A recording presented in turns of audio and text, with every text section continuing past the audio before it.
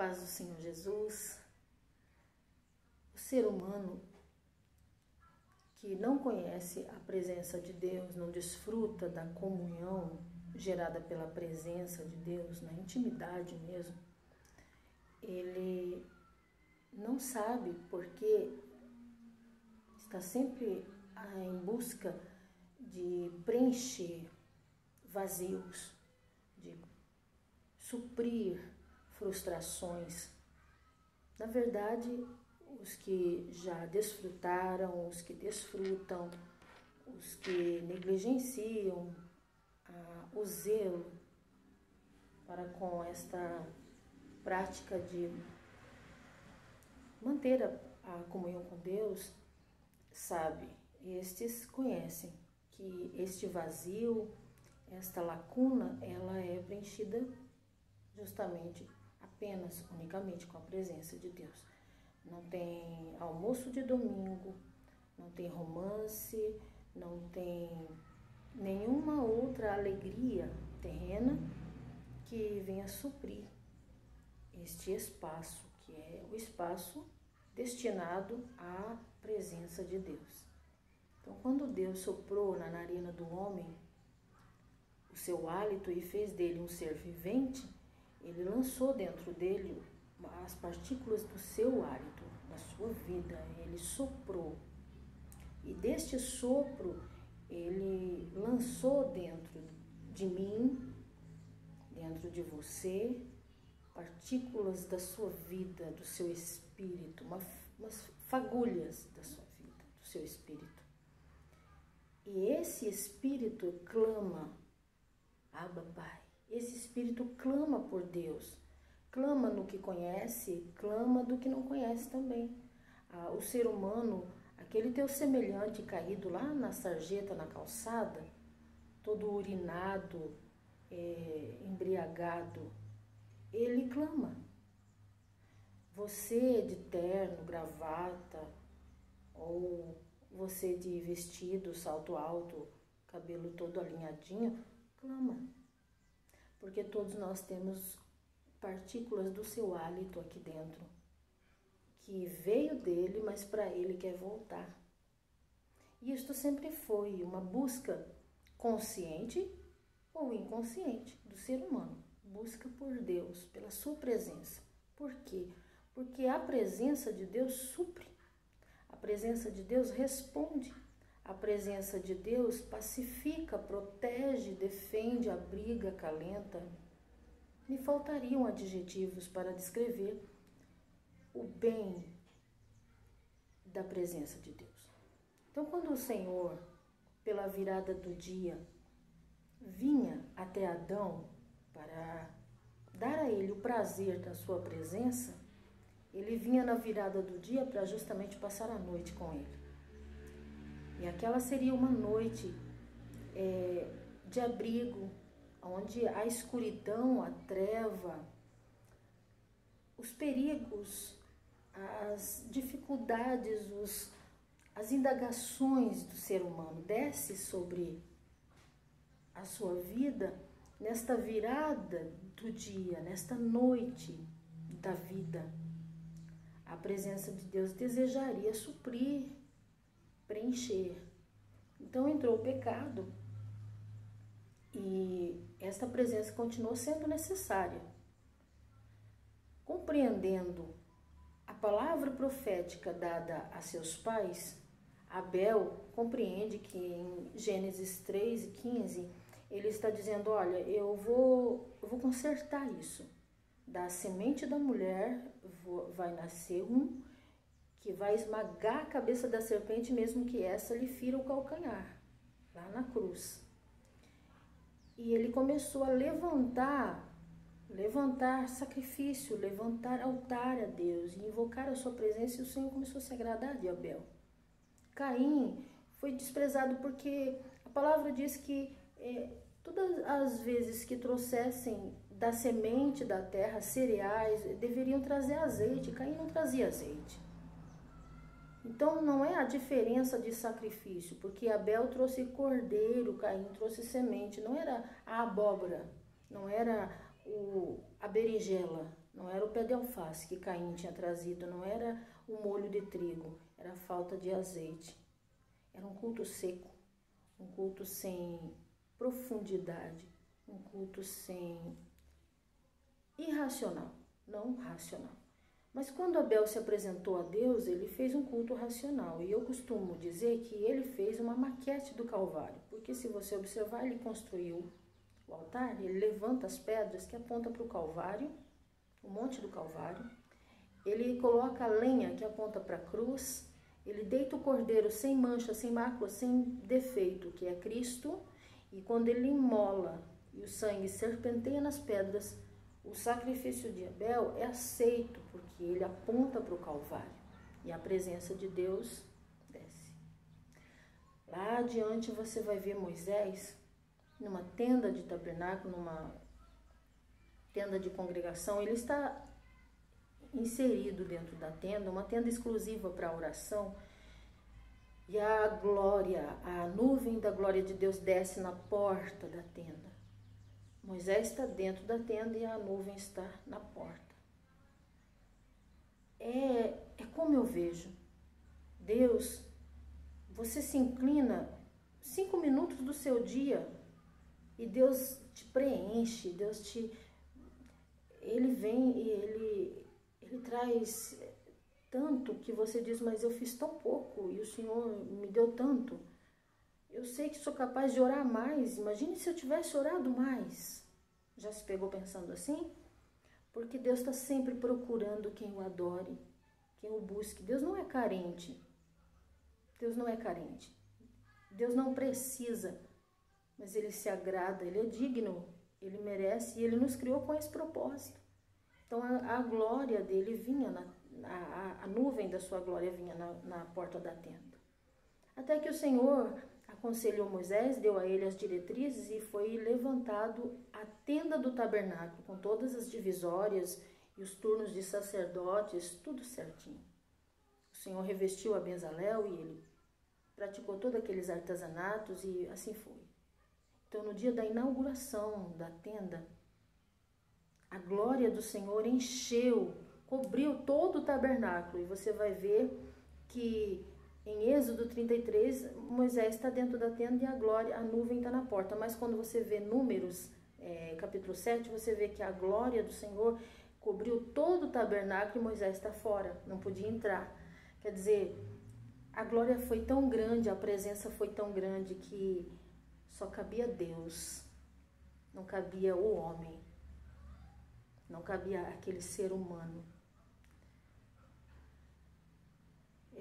A humanidade, o nosso eu, o nosso ego não cabe quando a gente entrega todas as divisórias da nossa tenda para Deus.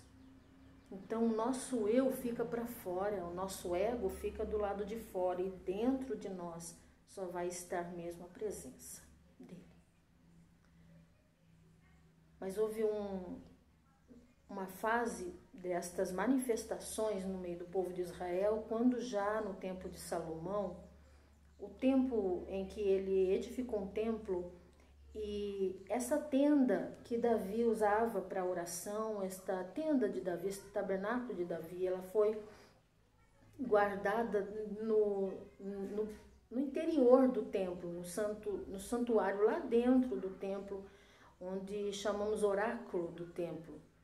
E lá dentro era guardada aquela tenda, era uma espécie de um memorial, mas de repente nós vemos que a história conta que houve invasões, houve assaltos por parte dos inimigos e houve um saque onde eles levaram os escudos de ouro, nós sabemos todas essas narrativas. Então foi aberto, e é aqui que eu quero concluir, mas é uma parte que já me eletrizou, já me sacudiu, já me arrebatou, e eu estou aqui tentando me concentrar na gramática, na letra, para não ser arrebatada aqui dentro do meu espírito, para a profundidade dessa palavra e perder o nexo, perder a coerência que eu quero dispor neste vídeo. Eu não quero perder até mesmo meu vocabulário português. E nesse instante eu quero falar claramente. Mas este é um assunto tão profundo, tão profundo.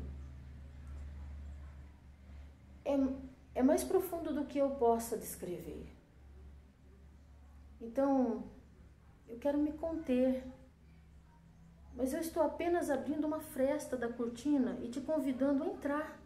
Entra nessa pesquisa. Entra nestas páginas. Entra neste livro sagrado. Nós estamos tendo tempo.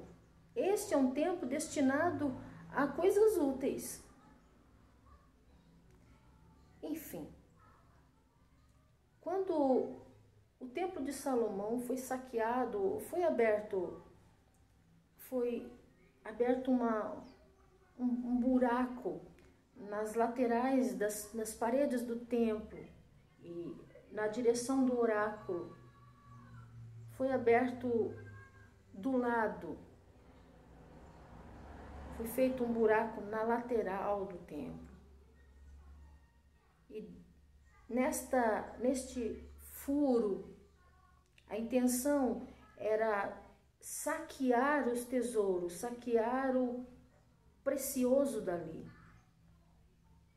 Então os coatitas, eles corriam, quando estavam sendo cercados, eles corriam para dentro do oráculo e pegavam a arca, que era o mais precioso, a presença de Deus. A arca, e eles inseriam na tenda, no tabernáculo de Davi, naquela tenda que Davi usava lá nos campos, ou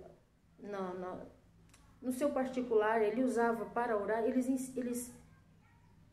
inseriam a arca que estava no oráculo dentro da tenda que estava contida nesse oráculo. A tenda estava lá, porque era preciosa, porque fazia parte da história, mas quando eles sentiam que a arca estava ameaçada e estava sendo invadido, eles procuravam ocultar, esconder dentro da tenda de Davi, do tabernáculo de Davi, que estava lá dentro do oráculo. Então era uma tenda dentro de outra tenda, era no profundo, no mais profundo.